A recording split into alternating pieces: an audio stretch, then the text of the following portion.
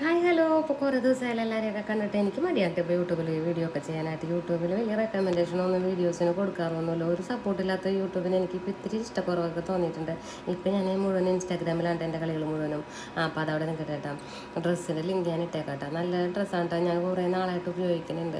അത്യാവശ്യം നല്ല ക്വാളിറ്റിയും കാര്യങ്ങളുള്ള ഡ്രസ്സാണ് കേട്ടോ. രാവിലെ മുതൽ ഒരു പാത്രത്തിൽ ചോറാക്കിയാൽ മതിയായിരുന്നു. ഇപ്പം എന്തോരം ചോറും കറിയൊക്കെ ആക്കി എത്ര പാത്രത്തിലാക്കിയിട്ട് വേണം കേട്ടോ പോകാനായിട്ട്.